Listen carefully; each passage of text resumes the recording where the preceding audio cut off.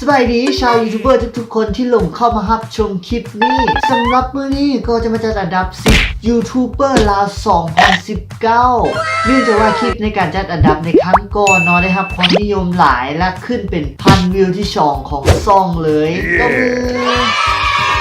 ถือว่าให้ค่อยมีกำลังใจหลายเนาะแล้วก็ตามเคยเนาะสำหรับการจัดอันดับนี้บ่ได้จัดตามยอดซับบ่แม่นว่ายอดซับหลายแล้วจะได้ทีนึงแต่จะเป็นการจัดอันดับตามระยะเวลาที่ค่อยได้รู้จักกับเขาเจ้า และช่องที่ค่อยจะเอามาจัดอันดับนั้นแม่นจะอยู่ในกลุ่ม Messenger ที่มีชื่อว่ายูทูบเบอร์ลาวเข้าใจตรงกันเนาะถ้าเข้าใจตรงกันแล้วไปจัดอันดับกันเลยอินโทรมา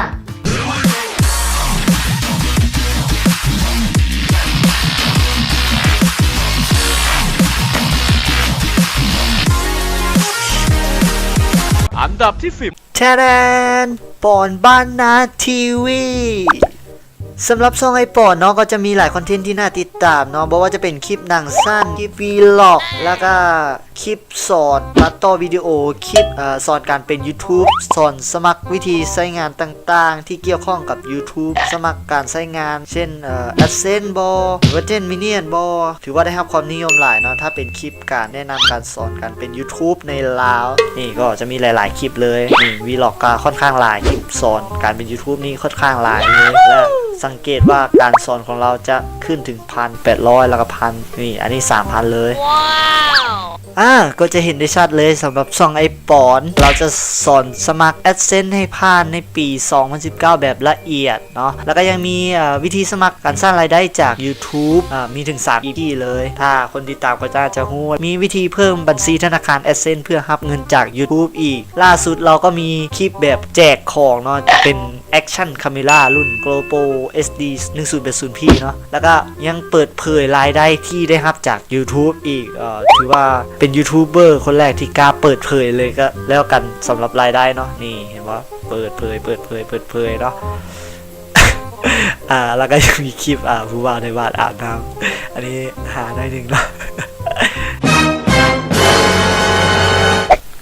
นอกจากนี้ไอปอนยังมีอีกช่องหนึ่งชื่อว่าบ้านนาชแนลการถ่ายทำ MV Music Video อย่างนี่หนังสั้นอีกหลายๆคลิปเลยโอ้ถือว่าสุดยอดนะสำหรับยอดซับของช่องนี้เป็น 5,306 ส่วนอีกช่องแม่ง 8,163 ก็ฝากไปติดตามเราหลายๆในเด้อสำหรับอันดับที่10เฮาและเพื่อบ่เป็นการเสียเวลาไปต่อกันอันดับที่9กันเลยนะจ๊ะอันดับที่9อันดับ9 สมิโอพีได้ว่าบ่มีไผบ่ฮู้จักช่องนี้ขวัญใจวัยรุ่นลาวเนาะก็สำหรับช่องนี้ก็จะเฮ็ดเกี่ยวกับเพลงและเพลงที่เฮ็ดออกมาแต่ละเพลงถือว่าได้รับความนิยมสูงหลายส่วนเพลงที่เฮ็ดให้ทุกๆคนได้รู้จักกับช่องนี้แม่นเพลงหน้าหนาวปีนี้แล้วก็นาส่วนตัวค่อยบ่แม่นเพลงพวกนี้แต่จะเป็นเพลงศรัทธาที่เฮ็ดให้ค่อยได้รู้จักกับช่องนี้ได้ว่ามิวสิกวิดีโอแต่ละคลิปของช่องนี้เนาะมีความวินเทจหลายเทคนิคในการตัดต่อวิดีโอก็ยอดเยี่ยมมีความอาร์ติสสูงและอินเตอร์หลายขอชื่นชมจากใจ Ghost Gamer คนนี้เลยอวยกันมาพอแล้วเราลองไปฟังเพลงตัวอย่างกันเบิ่งเนาะในเพลงน่าไปแค่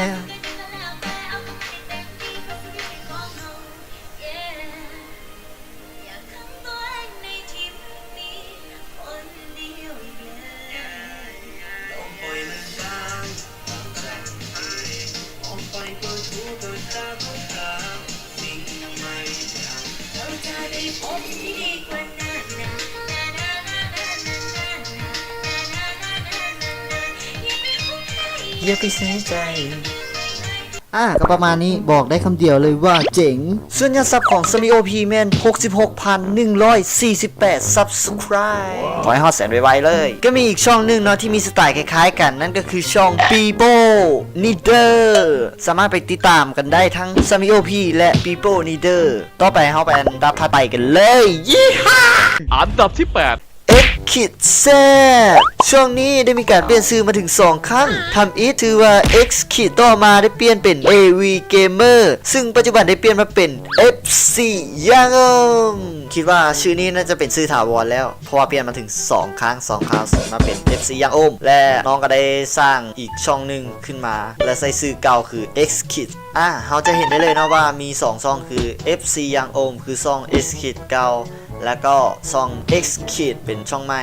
แต่ชื่อเก่ากูก็งงมันจะจังซีเพื่ออย่าง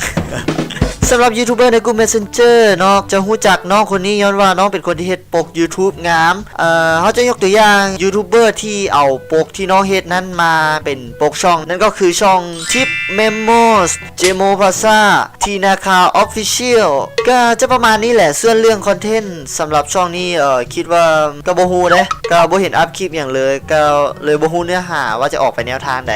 จากที่เบิ่งน่าจะเป็นการแคสเกม ROV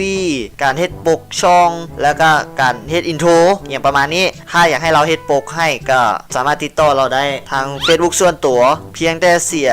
บัตรทูมานี่50 บาทเท่านั้นเราก็จะเฮ็ดให้เช่นเดียวกับฝากติดตามช่องน้องคนนี้ในเด้อทั้ง FC ยังโอมและ X Kid ส่วนยอดซับของ FC ยังโอมแมน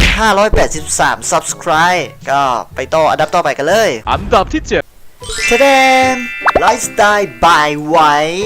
หรือชื่อเก่าแมนไวไวสไตล์สำหรับช่องของไวเนาะอารมณ์ก็จะประมาณเดียวกับช่องรูม555เนาะของห้องอันดับหนึ่งในการจัดอันดับคลิปครั้งก่อนแถมเพิ่นยังงามน่าฮักและเป็นกันเองอีกแต่ไวก็จะพิเศษหน่อยหนึ่งเนาะเพราะว่าเราเป็นคนที่ค่อนข้างขยันในการเฮ็ดคลิปและอัพคลิปลงเรื่อยสำหรับเนื้อหาของช่องนี้ก็จะมีหลายคอนเทนต์หลายรูปแบบถือว่าไปได้หลายสายเลยว่าจะเป็นสายกินสายเที่ยวแล้วก็มีการจัดอันดับอีกแล้วก็แนะนำเทคนิคต่างๆในการตัดต่อวิดีโอ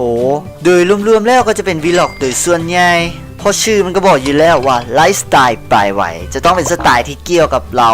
จังใดก็ตามสามารถไปติดตามของค่อยคนนี้ได้ที่ช่องไลฟ์สไตล์บายไหวหรือไวไวสไตล์ส่วนยอดซับของไหวแมน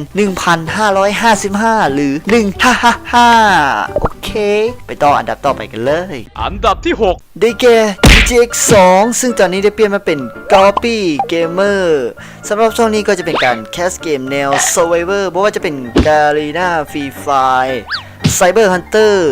PUBG Mobile Rune of Survivor หรือ ROS และเกมอื่นๆที่เกี่ยวข้องกับพวกแนว Survivor เอาชีวิตรอดอย่างประมาณนี้ก็บ่ฮู้จะว่าจังไดเนาะสำหรับช่องนี้เนาะก็บ่ค่อยมักเกมแนวประเภทนี้ปานใดก็สังเกตเห็นได้ชัดเนาะว่าช่องนี้ก็จะแคสเกมแนว Survivor เนาะบ่ว่าจะเป็น Cyber Hunter แล้วก็แนว Free Fire โดยรวมๆแล้วก็จะมีแต่เกม Free Fire เนาะจากที่สังเกตจังไดก็ฝากติดตามเราหลายๆในเด้อสำหรับช่อง Copy Gamer ส่วนยอดซับของเราแม่น326 Subscribe เพื่อว่าเป็นการเสียเวลาเราไปต่ออันดับต่อไปกันเลย อันดับที่ มาถึงท็อปไฟกันแล้วนั่นก็คือช่อง WTK ลาวของไอตันซึ่งเป็นไอใหญ่ของกลุ่มใน Messenger ส่วนเนื้อหาในช่องของไอตันจะเป็นแนวเกี่ยวกับสายเพลงบอกว่าจะเป็นเพลงลูกทุ่งการ cover เพลงการเสพสดและอื่นๆแถมเสียงของเราก็ยังม่วนอีกส่วนเพลงที่ติดหูที่สุดของค่อยน่าจะเป็นเพลงคันคาด กับดอกบัว ถามว่าเป็นอย่างต้องเป็นเพลงนี่ คือแบบว่าบอกได้เลยว่าเราเฮ็ดออกมาค่อนข้างหลายเวอร์ชันเลยสำหรับเพลงคันคาดกับ ดอกบัว ทั้งเวอร์ชันไปห้องเพลงที่ตลาดตัวนี้แล้วก็เวอร์ชันนี้แล้วก็เวอร์ชันแบบลิลิกส์เป็นเนื้อห้องเลยชื่อเพลงนี้ได้เป็นพิเศษเราไปลองฟังกันจักหน่อยเนาะพอหอมปากหอมคอจะเอาตัวคลิปล่าสุดของเราเลยเพราะว่ามันมีหลายเพลงที่เราห้อง สิ่งที่อายบ่มีก็คือความหลอกมันสั่นสะเทือนไปทั้งดวงอายเป็นได้เพียงแต่แฟนเก่าที่แต่น้องยืนยันสิหากันให้คบได้อย่างสวนทางเพียงครั้งเก็บภาพไปฝันทุกเว้นคืนนอนบ่อยากตื่นสุขใจในฝัน บอกได้เลยว่าม่วนไผว่าบ่ม่วนนี่กูตามไปเผาบ้านแล้วอายกูห้องม่วนเว้ยจังไดก็ฝากติดตามเราหลายๆในเด้อสำหรับยอดซับของช่องนี้แม่น350 Subscribe ฮู้กันแล้วเนาะไปต่ออันดับต่อไปกันเลย 4 อันดับที่ DJ John Remix และนาคอซอนี่สำหรับยูทูบเบอร์ลาวบ่มีไผบ่ฮู้จักสำหรับช่องนี้ เพราะว่าเป็นช่องแรกและช่องทำอิฐในประเทศลาวที่ได้โล่ทองจาก YouTube ก็ขอแสดงความยินดีนำหลายๆเลยสำหรับช่อง DJ John Remix และส่วนโล่เงินคนแรกของประเทศลาวเนาะหลายๆคนก็คิดว่าน่าจะเป็นไอเถอะยูน่าเนาะสำหรับคนที่บ่ฮู้ข้อมูลแน่ชัดแต่มันผิดเพราะว่าคนที่ได้โล่เงินคนแรกของประเทศลาวนั่นก็คือ DJ ตาย Remix ส่วนคนที่2ก็แม่นไอเถอะยูน่าหั่นแหละต่อมาก็แม่นไอบัวไหลคนที่3และคนที่4ก็คือ DJ จอนที่เฮาว่าถึงที่ได้โล่ทองนี่แหละ สำหรับช่องนี้เนาะชื่อมันก็บอกอยู่แล้วว่าดีเจจะต้องเป็นช่องที่เฮ็ดเพลงโจโจมาให้ได้แดนซ์ได้ย่อกันแบบนอนสต็อปเลยคอนเกรสนำหลายๆความภูมิใจของยูทูบเบอร์ลาวเฮาอ้อลืมบอกไปสำหรับช่องของดีเจจอนนี่แม่นมีช่องสำรองอีก2ช่องนั่นก็คือดีเจจอนออฟฟิเชียลแล้วก็ดีเจจอนลิมิกสำรองเนาะถ้าบ่ฮู้ว่าอยู่ไสก็มาเบิ่งที่ช่องที่เกี่ยวข้องก็จะเจอเราแปะลิงก์ไว้นี่เข้าไปติดตามกันได้ไปต่ออันดับต่อไปกันเลย อันดับที่ ได้แก่ตาลิมิกออฟฟิเชียลสำหรับช่องนี้ก็ตามดีเจจอนมาเลยเนาะสำหรับยูทูบเบอร์สายดีเจถือว่าค่อนข้างหลายเนาะในสังคมในตอนนี้สำหรับสายดีเจสำหรับคนส่วนหลายเนาะที่มาเริ่มรู้จักกับช่องนี้จริงๆแม่นมาจากเพลงมึงลูกไผ่เนาะที่เราเอามารีมิกซ์เนาะจากที่สังเกตเนาะวิวของแต่ละคลิปของเราแม่นถือว่าน้อยหลายเนาะบ่คือมึงลูกไผ่เนาะได้รับการตอบรับจากแฟนๆหลายขึ้นถึง100,000 วิวจากตัวอื่นขึ้นแต่พันปลายวิวนึงนะ ก็ถือว่ามีสายเท่าหลายๆสายเนาะเอาของเราไปเพราะว่าจะเป็นช่อง In This One VJ และก็ Level Happy One ถือว่าบสนับสนุนเนาะสำหรับสายนี้เนาะที่เอาคลิปของคนอื่นมาลง และสาเหตุที่คนค้นหาเราบ่เจอก็ย้อนว่าเราบ่ใส่แท็กในการค้นหาเราไปลองเบิ่งกันเลยว่าเปียงจึงค้นหาบ่เจอค่อยใส่ต้า.limit ตามชื่อเลยก็เห็นได้ชัดเลยเนาะว่าจะบ่เจอมีแต่เฮาปรับเป็นตัวกรองในการค้นหาแล้วก็ตามด้วยช่อง Okay ก็จะเจอแต่ถ้าเฮาเซิร์ชต้าลิมิกเฉยๆเฮาจะบ่เจอก็แนะนำกันหลายๆเลยเด้อสำหรับการอัดคลิปบ่ว่าจะเป็นคลิปอย่างก็ตามอย่าลืมใส่แท็กเพราะฉะนั้นมันอาจจะค้นหาบ่เจอเฮาไปลองฟังเพลงตัวอย่างที่เห็นให้เราฮิตนั่นก็คือมึงลูกไผ่ let's go ย่อ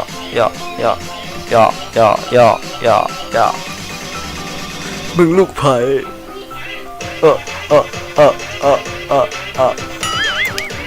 ฟังเท่านี้ก็พอนะพอเป็นน้ำจิ้มนะสำหรับยอดซับของช่องนี้ก็คือ 62,975 Subscribe และเพื่อบ่เป็นการเสียเวลาเราไปต่อกันอันดับต่อไปกันเลย อันดับที่ AB Gamer แน่นอนสำหรับสาวกกรีน่าฟรีไฟต้องรู้จักช่องนี้บ่น้อยก็หลายเลยเพราะว่าช่องนี้จะเป็นช่องที่เจาะจงเกี่ยวกับเกมฟรีไฟโดยตรงบ่มีเกมอื่นมาเกี่ยวข้องสำหรับช่องนี้ก็จะแนะนำทริคต่างๆในการเล่นเกมบั๊กต่างๆในตัวเกมหรือสูตรดรอปเครื่องหรือไอเทมให้ได้สกินคักๆแนะนำเลยสำหรับช่องนี้ AB Gamer มีช่องหนึ่งชื่อว่า The CJ ไอเฮียจอมเกลียน18บวกมักเอิญช่องนี้ว่า AV Gamer ในกลุ่ม Messenger เป็นประจำสำหรับยอดซับของน้อง AB Gamer แม่น 114,029 Subscribe แล้วก็มาถึงอันดับที่ทุกท่านรอคอยนั่นก็คืออันดับหนึ่งคือ 2 อันดับที่ เทเดนน้องโต X Rock น้องชายค่อยเองสำหรับคนที่กำลังหาความเกลียดแนะนำช่องนี้เลยพอๆกับไอเฮียเจมส์ The CJ เลยและช่องนี้ก็ได้เฮ็ดหลากหลายคอนเทนต์ทั้งแคสเกม Entertain Comedy ภาคกินเกียนและอื่นๆอีกดูปากนะชานะคะ X ได้ว่าความเกลียนให้ไป5กะโหลกเลยและเกมที่น้องมักเอามาแคสกินเกียนส่วนใหญ่จะเป็น Mobile Legends ทั้งทริคและบั๊กในการเล่นทั้งออแอเฮฮาและมีอีกหลายๆเกมที่หาความเกลียดได้จากช่องนี้เท่านั้นถือว่าป่วยสุดๆเนาะ ก็มีช่วงหนึ่งที่น้องอาจเงียบๆไปเพราะว่าน้องได้ไปเรียนต่อที่ประเทศจีนเลยไม่ค่อยได้มีเวลามาเฮ็ดคลิปเรียนค่อนข้างหนักเลยแต่รู้สึกว่าช่วงนี้ก็เริ่มจะกลับมาแล้วเห็นได้ชัดว่า6 วันที่แล้วสำหรับคลิปวีล็อกโง่ๆที่จีนส่วนยอดซับช่องแมน 1,157 ยังไงก็ฝากติดตามในเด้อสำหรับชาวยูทูบเบอร์ทุกคนก็จบกันไปแล้วสำหรับการจัดอันดับ 10 ยูทูบเบอร์ลาว 2019 ในกลุ่ม Messenger ที่มีชื่อว่ายูทูบเบอร์ลาวนอกจาก 10 อันดับนี้ก็ยังมียูทูบเบอร์คนอื่นๆในกลุ่มที่ค่อยบ่ได้เว้าถึงหรือเอ่ยถึงเพราะว่าค่อยรู้จักกับพระเจ้าช้าเกินไปบ่ว่าจะเป็นช่อง Vigo Go The Nodia 108 MP DJ ปุ้ย Remix ซึ่งตอนนี้ได้เปลี่ยนชื่อมาเป็นนง